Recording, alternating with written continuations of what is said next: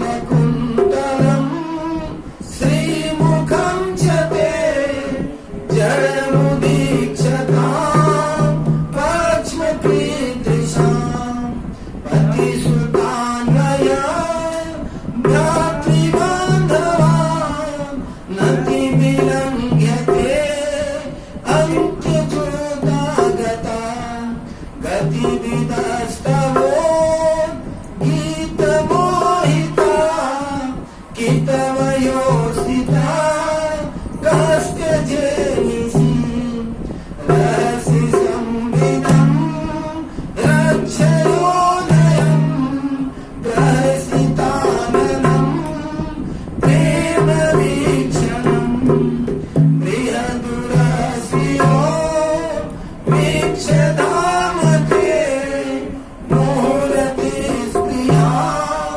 मुह्यते मनम् गजवनोकसां व्यक्तिरङ्गते विजिनहन्त्यलं विश्वमङ्गलम् त्यजमनाग्रचर्मस्वस्पृहात्मना स्वजनहि पूजां यन्निसूदनम् यते सुजातचरणाम्बुरुहं हस्तनेषु भीतास्मै प्रियदधिमे कर्कशेषु तेनाटवीमतसि तदव्यतं तेना किंसु कोपादिभ्रमति दीर्भवतायुषां श्री कृष्ण अर्पणमस्तु। बोलिए आनंद कंद भगवान की। इस प्रकार गोपियों ने जब यह विरह गीत गाया तो भगवान जो है साक्षात प्रकट हो गए। जो भी व्यक्ति अर्थ भाव से इस भागवत के गोपी गीत का श्रवण करता है, गोपी गीत को हृदय में धारण करता है, भगवान स्वयं साक्षात भक्ति स्वरूप भक्ति रूप में उसके हृदय में वास करते हैं। बोलिए आनंद कंद भगवान की जय। भागवत का ये मूल है। गोपी गीत एक बार श्रवण कर लिया, समझिए कि संपूर्ण भागवत का अलंकार है। तो इस प्रकार से भगवान जो है गोपियों को आनंदित करते हुए परीक्षित सुखदेव जी से प्रश्न करते हैं, महाराज सुना है ब्राह्मणों पर बड़ा कृपा करते थे भगवान श्री कृष्ण, ऐसा कोई दृष्टांत है क्या कि भगवान जो ब्राह्मणों का बड़ा आदर करते थे, किस प्रकार उनका आदर करते थे, वह कथा कहे कि देखो एक भगवान कृष्ण के सखा की कथा है, सुदामा की कथा है, यह कथा श्रवण कर लो। तो सुखदेव जी कहते हैं कि एक सुदामा नाम के गरीब ब्राह्मण थे, बड़ी दीन अवस्था थी। यह कथा श्रद्धा पूर्वक श्रवण करने से दरिद्रता का नाश होता है। सुदामा जी बड़े ही गृहस्थी, जो उनका गृहस्थी थी वह बड़ा दुखमय था। यद्यपि कि वे हमेशा भगवान का भजन कीर्तन पूजा पाठ और भगवान के वेद वेदांत का चिंतन, भगवान के स्वरूप का चिंतन और निर्लोभी होकर के कभी लालच नहीं किया। बड़ा बड़ा उनको लालच का ऑफर मिला, यहाँ जाओ, यहाँ पाठ करो, यहाँ पूजा करो, इतना पैसा मिल जाएगा। लेकिन धोती में तो केवल पेबंद ही पेबंद है, धोती को धोती रही नहीं गई है, केवल खाली फटे चिथड़े पहन करके और बस कृष्ण कृष्ण का माला जपते हुए भगवान को स्मरण कर रहे हैं। और बार बार कहते, इनको कृष्ण लीला चर्चा करने का मन होता तो जब पत्नी आती तो उसे कहते, जानती हो कृष्ण मेरे सखा हुआ करते थे, उनके साथ मैंने पढ़ाई की थी और बड़े उदार थे। और बहुत सारी कहानी बताते, कैसे हम लोग खेलने जाते, कैसे गुरु की सेवा करते, सब कहानी बताते। और उनकी पत्नी कहती, आपके इतने धनी मित्र हैं, इतने धनी मित्र हैं, तो आप उनके पास क्यों नहीं चले जाते? वो जाइए तो आपको धन दे देंगे, आप धनी हो जाइएगा, आपकी गरीबी मिट जाएगी। कहा उस कृष्ण के पास जाए, मित्र के पास गरीबी अवस्था में नहीं जाना चाहिए, क्योंकि वह मजाक उड़ा सकता है। और मित्र के पास तभी जाना चाहिए जब मित्र के बराबर हैसियत हो। अब उपाय लगाया, कहा अच्छा एक बात बताओ, मित्र के लेने मांगने मत जाओ, जब दिन रात आप कृष्ण कृष्ण जपते हो, कहते हो कृष्ण मेरा मित्र भी है, तो आप साक्षात कृष्ण मिलने के लिए जाते। कहा मिल करके ही आओ, मांगना मत। बोला ठीक, मिलने जाऊंगा। मिलने का तो मन करता है। कहा लेकर क्या जाऊंगा? बड़े आदमी से मिलने जाना हो तो बड़े आदमी के अनुसार गिफ्ट भी होना चाहिए। अब उसके अनुसार छोटा मोटा तो गिफ्ट लेके जाने पर बेइज्जती हो जाए। क्या करें भाई, सोना चांदी हीरा जवाहरात तो मेरे पास है नहीं कि राजा को भेंट दूं। यहाँ राजा को भेंट देना है। कृष्ण राजा है, राजाओं का भी राजा है, ऐसे राजा को भेंट देना है। क्या ले जाऊं? कहा मेरे पास है, लाती हूँ। और जा करके पड़ोस से जा करके कहा कि भाई थोड़ा सा चूड़ा दे दो उधार, मेरे पति बाहर कमाने जा रहे हैं, कमा के ले आएंगे बहुत सारा धन, तुमको लौटा दे। 4 मुट्ठी चूड़ा उधार दे दो। उसने कहा तुम्हारा पति क्या कमाएगा, कमाने लायक तो है नहीं, फिर भी मांगने आई हो तो दे देते हैं। वो दे दिया 4 मुट्ठी चूड़ा, लाई, उसको सिद्ध किया, गणेश जी को स्मरण किया, सिद्ध करी गणपति सुमिरी, बांध दुपटिया खूट, बांध दिया, धोती में बांध दिया और गणेश जी को स्मरण किया, हे गणेश जी मेरा मनोकामना पूरा कर दीजिएगा। ये चले जाए कृष्ण के यहाँ, और जब चले जाए तो इनके मुख से कुछ मंगवा भी दीजिए, मेरा भी काम हो जाए। पत्नी ये सोचती है। वहां से चले सुदामा जी, रास्ते में मांगते खाते, और वहां जब पहुंचे तो जा करके दरबान उनको अंदर जाने नहीं देता। कहता है कि का काम है, बोलो किससे मिलना है? कहा कृष्ण से मिलना है। कहा किस कारण से मिलना है? कहा मैं उनका मित्र हूँ।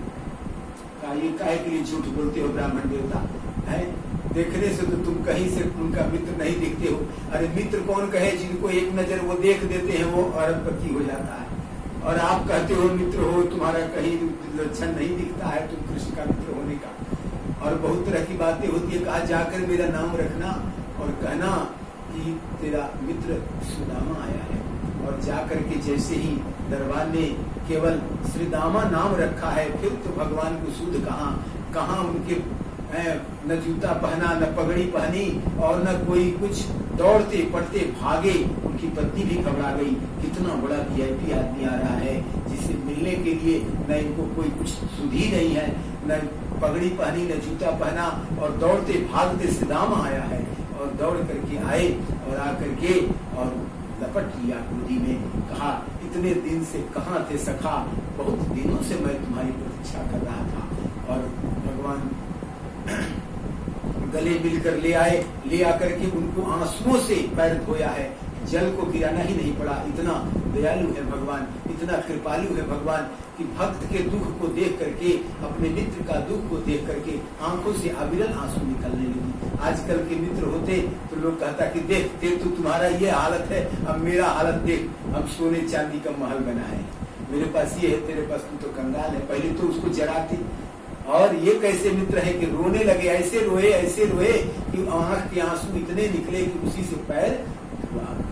और इस प्रकार से भगवान पैर धोए, उनको अंगराग लगाया, चंदन लगाया, और उनको अपने सिंहासन पर विराजमान किया। नीचे बैठ गए, चवर डुलाने लगे। उनकी पत्नियों ने देखा, कहा कैसा दिव्य अतिथि है, बाप रे इनकी तो बड़ी सेवा हो रही है। और भगवान ने कहा कि अच्छा देखो, अब तुम आए हो तो मेरे लिए भाभी ने तो कुछ दिया ही होगा, मेरे लिए कुछ बना करके दिया होगा, ऐसे तो नहीं भेजा होगा। तुम भले, तुम बेईमान था, बचपन से जानते हैं, सब खा जाता था, तुम पर तो कोई भरोसा नहीं है, तुम तो कुछ नहीं लाया होगा, तुमको तो बचपन से जानता। लेकिन भाभी तुमको ऐसे नहीं आने दी होगी, वो तो जरूर मेरे लिए कुछ ना कुछ तो भेजी होगी। अब ये देख रहे हैं सुदामा जी, ये सोने का ठाठ बाट, चारों तरफ सोने सोना ही दिख रहा है, धन ही धन दिख रहा है। कहाँ ये चूड़ा का भूजा हुआ ये चना ये खाएंगे नहीं, बड़ा भारी बेइज्जती हो जाएगी। और कांख में जो चूड़ा दबाया है उसको दबाते जा रहे हैं और छिपाते जा रहे हैं। कहा नहीं कुछ नहीं लाए। कृष्ण ने कहा तू बचपन से झूठ बोलता है, खाने पीने के मामला में तो तू बचपन से झूठा है, तुमको तो हम बचपन से जानते हैं, आज तुमको हमको जानने की जरूरत नहीं है। मित्र की यही खासियत होती है, जो बचपन से जुड़ा मित्र है, एक बार मिला कि उसका पूरा कुंडली ही खोल देगा, कहेगा कि तुम्हारा क्या है।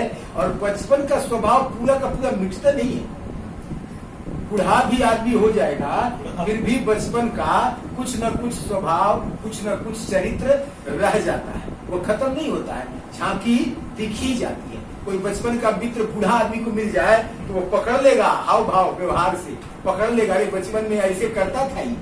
इसका मतलब है कि यही है वो, उसके हाव भाव, बोलने का शैली, चलने का और बात करने का तरीके से पकड़ लेगा। तो यहाँ पर भगवान जो है कहते हैं तुमको खूब पहचानते हैं, तो बचपन से ही मेरा भी हिस्सा खा गया था। एक बार हम लोग गए थे जंगल में, घोर जंगल में, और गुरु माता ने दिया था चना और तू चढ़ गया ऊपर और जा करके दांत कटकटाता था और तू दांत तेरा बचता था, तो हम कहते थे क्या हो रहा है, कह रहे सर्दी से दांत कटकटा रहा है, सब चबना खा गया था।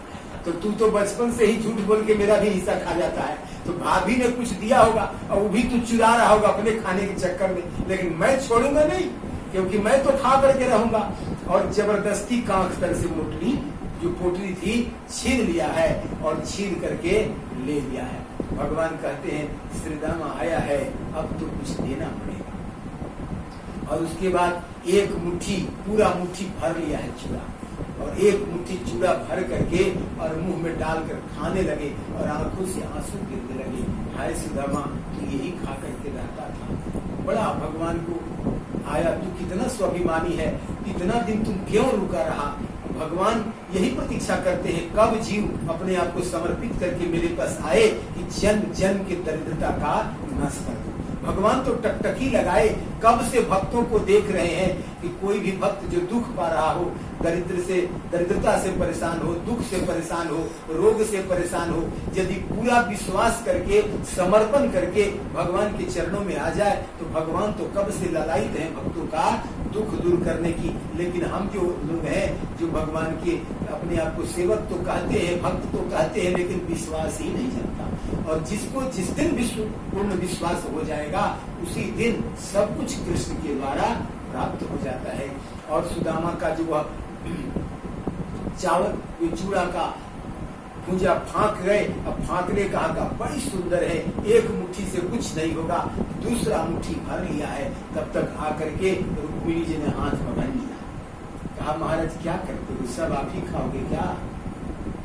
कहा महाराज एक मुट्ठी जो खा गए इसका लोक परलोक सब सुधर गया, अब बेकार होगा, अब मत खाओ। कहा क्या बेकार होगा। कहा एक मुट्ठी इसके लिए पर्याप्त है, नहीं सधेगा, क्योंकि आप इतना दयालु है कि एक मुट्ठी जिसका खा जाते हो उसके तो आप कर्जदार बन जाते हो, उसको क्या क्या नहीं दे देते हो। तो एक मुट्ठी ही काफी है, इसका लोक भी बन जाएगा, परलोक भी बन जाएगा। अब ये चूड़ा अब रहने दो, अब मत खाओ, हम लोग का भी स्थान छीन लोगे तो हम लोग कहाँ रहेंगे। क्योंकि जब दूसरा खाते ना तो दूसरा लोग चला जाता, तीसरा मुट्ठी खाते तो तीसरा लोग चला जाता। कहा एक मुट्ठी इसके लिए काफी है, मत खाओ। सुदामा को कुछ समझ में नहीं आई, क्या एक मुट्ठी दो मुट्ठी। कहा खा रहा था तो खाने भी नहीं देता, मेरा दोस्त है, इसको मन ही कर रहा था खाने को। ये कैसी इसकी पत्नी है, कैसी भूखड़ है कि कहती है कि अब रहने तो एक मुट्ठी खाओ, हम खाएंगे। ये तो लक्ष्मी जी है, रुक्मिणी जी जानती है क्या खेल है एक मुट्ठी का। उसके बाद खूब खातिरदारी हुई सुदामा जी का। आज जब कहा कि अब तो दोस्त चलेंगे, कहा ठीक है। सुदामा जी सोच रहे थे कि अब चलने के कहेंगे तो कुछ देगा ले जाने के लिए, काहे के लिए कृष्ण भगवान दे, कुछ नहीं दिया। और उसके बाद उनको विदाई कर दिया। कहा कम से कम रास्ते का भाड़ा भूति तो दे देता, टेम्पो भाड़ा दे देता, रास्ते में पैदल जाना पड़ेगा, कोई रथ कर देता, कोई साधन कर देता, कुछ नहीं किया, न रुपया दिया न पैसा दिया, कुछ नहीं दिया, बाहर निकल गए। फिर मन में आया भक्त हृदय था, नहीं ठीक किया, धन दे देते ना तो बौला जाते हैं, जानते हैं कि इसको देना बेकार है, इसी ब्राह्मण को धन देने से बिगड़ जाएगा, इसलिए इसको धन देना ठीक नहीं, इसलिए चुपचाप छोड़ दिया। भगवान ने जो किया अच्छा किया। लेकिन जी घर पर जाएंगे, अब पत्नी कहेगी क्या लाएंगे, तो हम तो कह देंगे, हम तो कहे थे कि वो देता होता, किसी को नहीं है कुछ, बेकार के वो दर्शन देता है, दर्शन दे दिया, बात खत्म है, और कुछ नहीं देता है। और ऐसे सोचते डूबते उतराते, लोभ लालच, कभी भक्ति आती, कभी लोभ आता, जीव का जो लक्षण है, ऐसा सोचते हुए सुदामा चले जा रहे हैं। और जाते जाते जब अपने झोपड़ी के पास पहुंचे तो देखे कि तो सारा महल बना हुआ। कहा लो झोपड़ी भी गई। ऐसा तो मिलने गए उससे कि जो झोपड़ी भी थी और वो भी गायब, और मेरी जो है पत्नी भी गायब, बच्चे भी गायब, कोई नहीं है यहाँ, और क्या करें। यह तो सब कुछ छीन लेता है। हम कहते थे कि जिस पर कृपा करता है ना, सब कुछ छीन लेता है। वो समझती नहीं थी, वो समझी कि धन देगा धन देगा। कहाँ धन दिया, सब कुछ छीन लिया। अब झोपड़ियों गायब हो गई। अब तब तक देखते क्या है कि उनकी जो धर्म पत्नी बहुत सारे गहना स्वर्ण आभूषण से लदी हुई और उधर से दास दासियों से घिरी हुई और बैंड बाजा बजाती हुई स्वागत के लिए आती है अपने पति के आगमन। कहती ये कौन है भाई, ये तो मेरी पत्नी जैसी लगती है। और फिर ध्यान से देखा, कहा ये तो वही है। ये तो कहा ये क्या कायाकल्प हो गया, कहा ये कैसे हो गया, धन कौन दे गया। कहा जिसके पास गए थे वही देगा, और कौन देगा। समझ गए, ये जो कृष्ण है पीछे से चलता, डायरेक्ट नहीं चलता है, दे भी देगा और रुला भी देगा। भर रास्ता रुलाया और यहाँ आकर के निहाल कर दिया।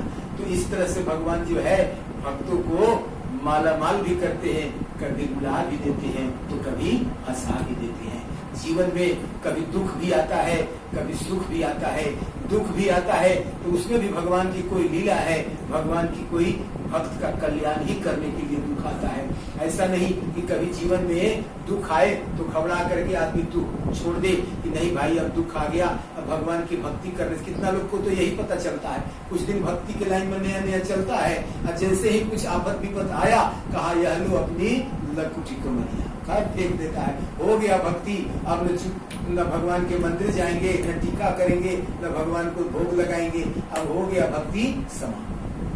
तो भगवान परीक्षा लेते रहते हैं, भगवान की परीक्षा होती रहती है। और परीक्षा भी नहीं होती, उसमें भी भगवान मन को शुद्ध करने के लिए कई तरह के लीला करते हैं। तो भगवान सुख दे चाहे दुख दे, भगवान चाहे जिस स्थिति में रखे, वह अपनी भक्ति हमें दिए रहे और अपनी भक्ति से हमें ओत-पोत रखे। भगवान भागवत कथा सुनने का यही मतलब। भागवत कथा अर्थात क्या है, भागवत का मतलब क्या होता है। भागवत मतलब जो भगवान का हो जाए, भागवत जो भगवान को हो जाए उसको भागवत कहते हैं। तो भागवत कथा सुन लेने के बाद भगवान के चरणों में जब अनन्य प्रेम हो जाए, श्रद्धा हो जाए, चाहे वह जिस अवस्था में रखे, चाहे वह सुदामा के फटी धोती में रखे, चाहे सुदामा का महल बनवा दे, सब में ही आनंद है। ऐसा सोच करके भगवान की भक्ति करनी। तो यह जो भागवत की लीला है, इसमें दसम स्कंद में भगवान की बहुत सारी लीलाएं हैं। भगवान भौमासुर का वध किए और भौमासुर का जब वध किए हैं तो वह 16,100 राजकुमारियों को बंधक बना के रखा था। और जब उनको छुड़ाया भगवान ने तो सब रोने लगी, अब हमसे कौन विवाह करेगा। सब कहेगा कि भौमासुर की बंदी थी, अब तो हम लोग बदनाम हो चुकी हैं, हम लोग को शरण दीजिए प्रभु, अब मुझे स्वीकार कीजिए। भगवान ने सबको पत्नी बना लिया। लोग सोचते हैं भगवान ने 16,100 विवाह क्यों किया, क्योंकि भौमासुर की कैदी थी वह सब कन्या, उसे कोई विवाह नहीं करता।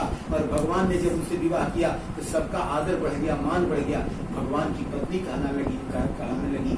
और ऐसे भगवान की 8 पटरानियां है, रुक्मिणी, सत्यभामा, नारद जी की आदि जो ये 8 पटरानियां हैं भगवान की। और 16,108। एक दिन नारद जी को शंका हो गया, इतने सारे रानियों पटरानियों के साथ किसके पास भगवान कब रहते हैं, जरा देख के आए। भगवान तो सब जगह जा सकते, नारद जी सब जगह जा सकते हैं, सब रानियों के पटरानियों के घर में जा रहे हैं। जब पहले गए रुक्मिणी जी के यहाँ जाकर के देखते हैं कि भगवान वहाँ बैठ करके बात कर रहे हैं रुक्मिणी जी से। फिर गए सत्यभामा जी के यहाँ जाकर देखा तो वहाँ भगवान का चरण दबा रहे हैं सत्यभामा जी, वहाँ भगवान लेटे हुए हैं। फिर गए जाकर के जिसके यहाँ गए, कहीं चौसर खेल रहे हैं, कहीं घूम रहे हैं, कहीं पान खा रहे हैं, कभी हंस रहे हैं, कभी ये है, कभी गए तो किधर, कहीं गए तो राज दरबार में बैठे हैं, कहीं कुछ, जहाँ गए वहीं उन्हीं को पाया, माथा चक्कर खा गया। अंत में भगवान जहाँ रुक्मिणी जी किया थे वहां पर गए, कहे भगवान मेरा माथा खराब हो रहा, आप आए कहाँ, ये 16,108 रानियों के साथ एक साथ कैसे हैं आप। कहा नारद ये लीला बहुत बाद में समझ में आएगी तुमको। एकादश स्कंद भागवत की एकादश स्कंद जब समझोगे, दसम स्कंद तक तो लीला है, एकादश स्कंद वेदांत है। एक भागवत का जो एकादश 11वां अध्याय है, इसमें उद्धव को उपदेश दिए हैं भगवान। उद्धव को एक दिन बड़ा घमंड हो गया, कहा ये जो गोपियां थी ये क्या प्रेम भक्ति, ये प्रेम भक्ति क्या होता है। अरे असली निर्गुण निराकार ब्रह्म का जप करो। भगवान ने कहा तुम्हारे जैसा आदमी मैं खोज रहा था, एक जगह मेरा काम बिगड़ रहा है, काम बनाना है। कहा कहाँ काम बिगड़ रहा है? कहा जो गोपियां है ना, ये समझती नहीं, प्रेम भक्ति करती है, और तुम थोड़ा जा करके वहां जो है उसको निराकार ब्रह्म की भक्ति करना सिखा दो, मेरा काम बन जाएगा। वो रात दिन मेरे ही याद में जलती रहती है, तड़पती रहती है, मेरा भी मन नहीं लगता है, उनको याद करते रहता है। थोड़ा सा उनका मन को हटा दो मेरे से और उनको ब्रह्म में लगा दो। तुम अपना जो ब्रह्म कहते हो उस ब्रह्म में लगा। उद्धव जी कही कौन सी बड़ी बात है। चले गए और ब्रज में जब गए, गोपियां घेर करके बैठ गई। कहा ये कौन आ गया भाई? ये तो काला कलूटा कृष्ण जैसा लग रहा है, जैसा काला कलूटा रूप बिगड़ैल कृष्ण का है, देखने में जैसा कुरूप कृष्ण दिखता है वैसे ही दिख रहा है। अब तो इनका मति भ्रम होने लगा। कृष्ण कहते थे कि गोपियां को बड़ी मानती है, यह तो गाली दे रही है इनको, कह रही है कि कुरूप है कृष्ण। जिसको बहुत मानता है आदमी ना, प्यार में उसको दुलार में उल्टा ही बोलता है। जैसे माँ अपने बेटे को जब बहुत मानती है तो कहती है कि तू जो है बेवकूफ है, बहुत मानती है, तू कहती है कि तू सुंदर कहाँ है, तू तो काला है। उल्टा पुल्टा ही बोलती है, सीधा नहीं बोलती है। प्रेम है, दुलार है, माँ का दुलार होता है। जब दुलार में आती है तो कुछ भी बेटे को बोलती है, कुछ भी बोल सकती है। यहाँ गोपियां जो है वह कृष्ण के भक्ति में तो पागल हुई है। कहती है कि ये भौरा जैसा नाच रहा है, भौरा जैसे घूमता है, भौरा का तुलना की जैसे कृष्ण जैसे काला है, जैसे भौरा, भ्रमर गीत हुआ भौरा के समान। ये कृष्ण ये समझाते हैं और कहते हैं कि देखो गोपियां, सबसे बड़ा